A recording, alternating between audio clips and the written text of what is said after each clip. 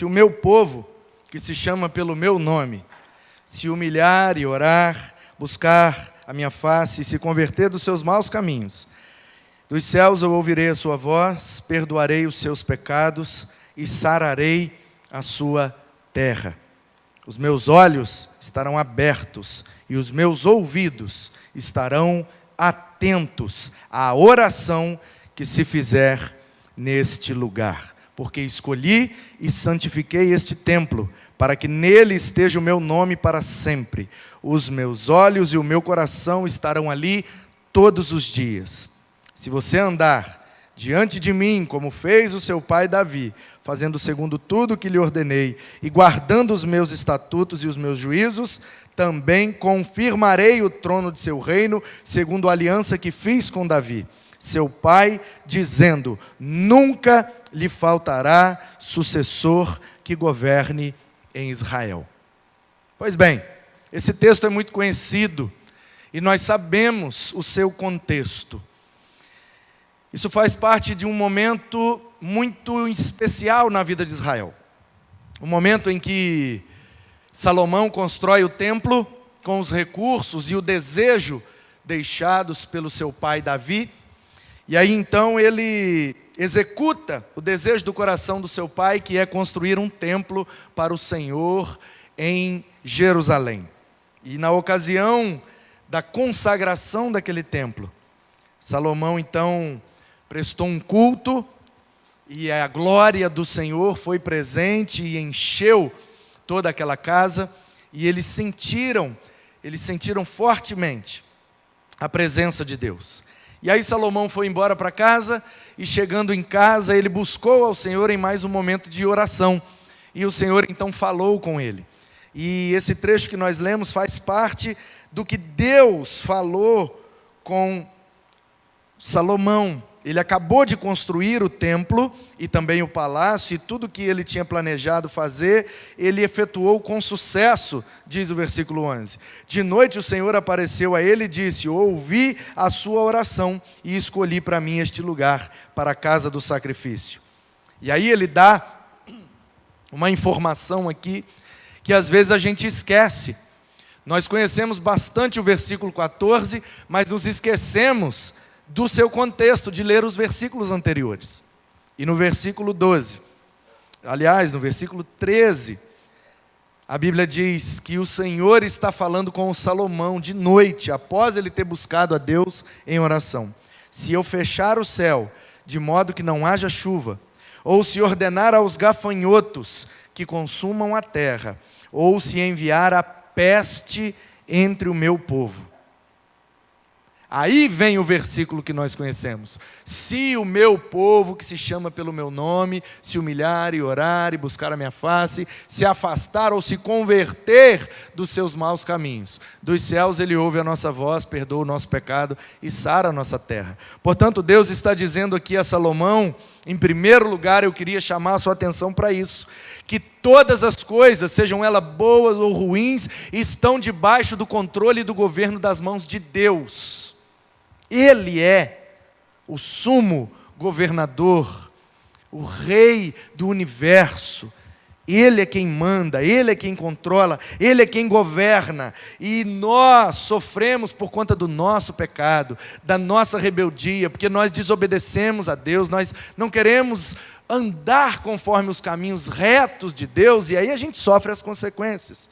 Mas Deus está dizendo para Salomão: eu escolhi esse lugar como templo, e não vai faltar sucessor para você, de modo que a aliança que eu fiz com Davi vai se cumprir em Israel, através de você, Salomão, e depois na sua sucessão, até que um belo dia, na sucessão de Salomão, para cumprir a promessa de Deus a Davi, nasce em Belém, na cidade de Davi, um sucessor, um descendente, ou como o Novo Testamento chama, um filho de Davi, e o seu nome é Jesus.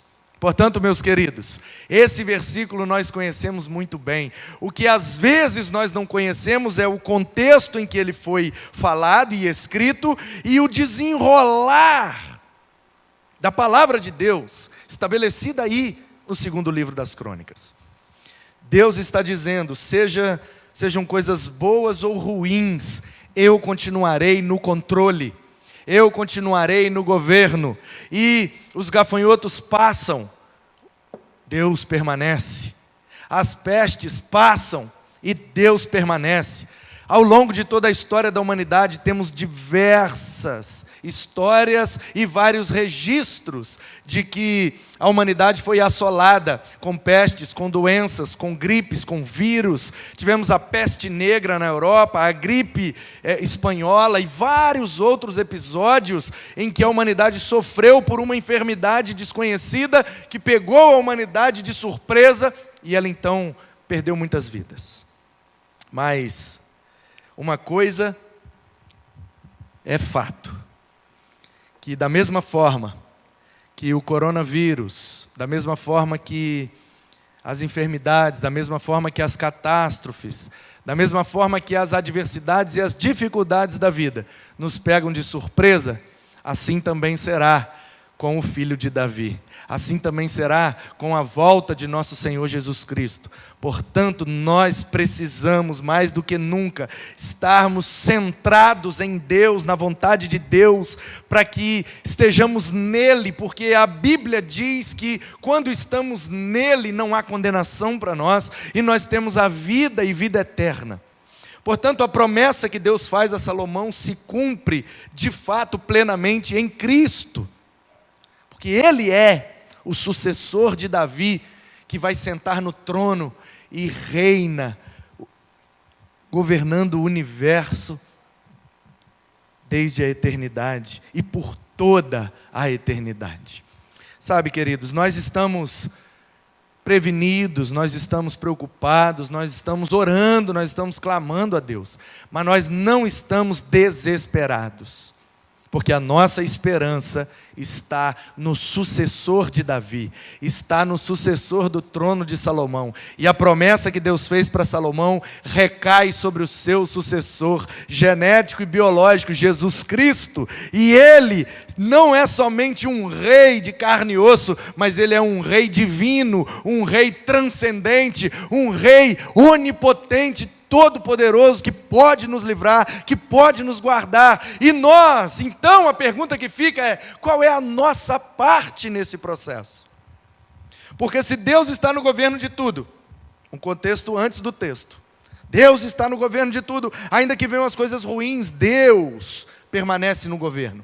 Depois ele diz que vai cumprir a promessa da aliança de Davi e vai ter sucessor no trono de Israel, e isso se cumpre plenamente em Cristo. Deus está no governo de tudo, e Cristo voltará e está estabelecido como Rei do Universo. No meio, o versículo 14 é a nossa parte nesse processo. Então o que é que a gente faz diante da situação? Se o meu povo, que se chama pelo meu nome, orar, se humilhar, se afastar dos maus caminhos, buscar a minha face, dos céus ouvirei a sua voz, perdoarei os seus pecados e sararei a sua terra. Portanto, o governo de tudo pertence ao Senhor, é a parte dele, ele está fazendo. A promessa de Deus que se cumpre em Cristo foi cumprida, ele fez a parte dele. Ele diz que se nós fizermos a nossa parte, ele fará a parte dele. Portanto, a parte dele é ouvir a nossa voz, perdoar o nosso pecado e sarar a nossa terra. Qual é então a nossa parte? Nos humilhar, orar, nos converter dos maus caminhos e buscar a face do Senhor. E é exatamente o que nós estamos fazendo aqui. Nos humilhando, dizendo que Ele é o Rei sobre toda a terra, e nós estamos rendidos, curvados, prostrados diante dEle. Nós estamos aqui orando, clamando a Deus. Nós estamos adorando ao Senhor com toda a inteireza do nosso coração, e buscando a face dEle, e nos afastando dos maus caminhos. Quais são os maus caminhos? Certamente que a aplicação aí óbvia é os caminhos pecaminosos, os caminhos errados, imorais, ilegais, que são errados e equivocados e pecaminosos diante de Deus. Mas nos últimos dias, e nesses dias, meus queridos, aqui eu gostaria de deixar um alerta para vocês.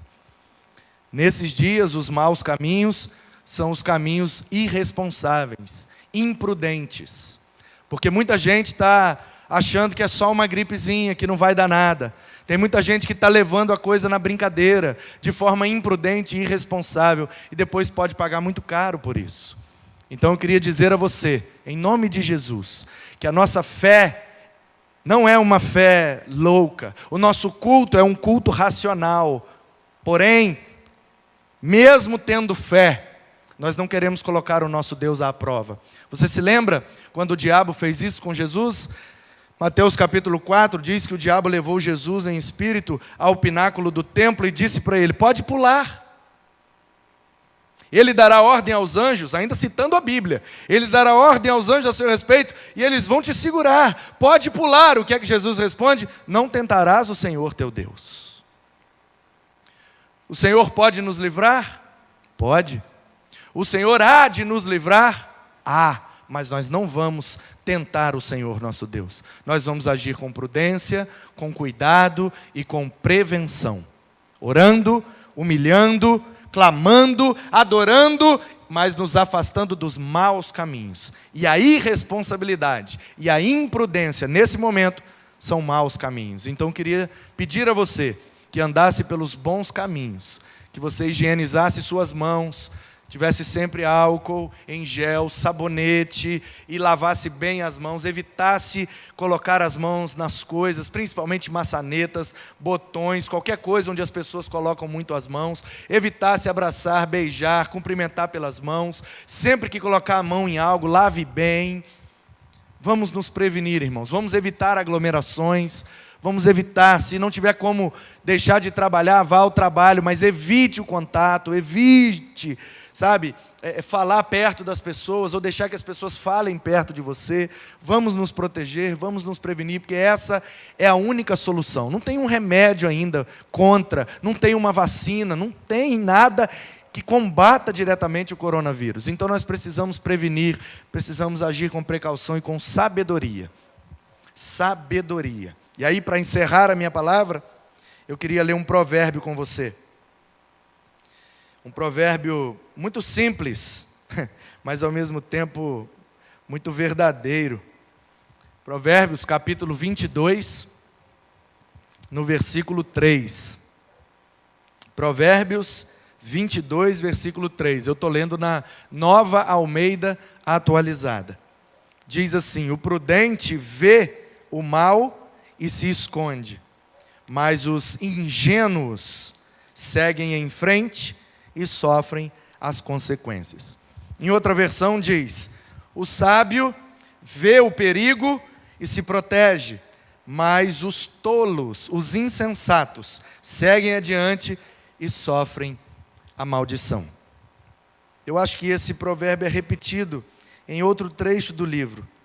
Se eu não me engano, está certo? Capítulo 27, no versículo 12. Diz assim: o prudente vê o mal e se esconde, mas os ingênuos seguem em frente e sofrem as consequências. É o mesmo provérbio sendo repetido.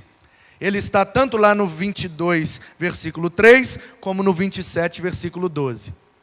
O insensato vê o perigo e não se preocupa, acaba sofrendo as consequências. Mas o prudente, o sábio, o sensato, aquele que age com a instrução e a iluminação de Deus, ele se esconde, ele se protege, ele se precavê, ele se previne, e com isso ele é protegido e abençoado.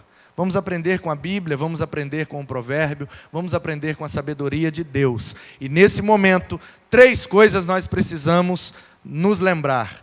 Deus continua no controle de tudo.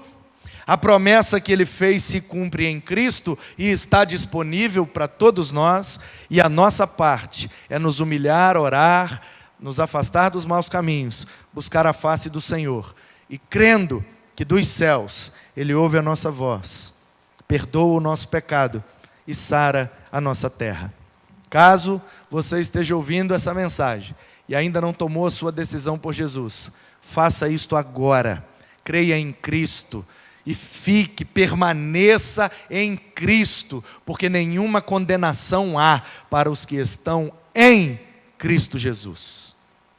Deus, o nosso Pai, enviou o seu único Filho, e todo aquele que nele crê não perece, não morre eternamente. Pode até sofrer com o coronavírus, pode até vir a morrer. A palavra de Deus não nos livra desta consequência do nosso pecado. Mas, em Cristo, ainda que o coronavírus nos mate, nós ressuscitaremos com Cristo. E na eternidade, não tem vírus que nos contamina. Essa é a nossa esperança, essa é a nossa fé, essa é a nossa expectativa. E é por isso que nós continuaremos aqui, ainda que as determinações sejam de não termos aglomerações, ainda que essa orientação dure até o fim do ano. Até o fim do ano, toda quinta e todo domingo, estaremos aqui para te dar uma palavra de fé e um motivo para você crer no amanhã.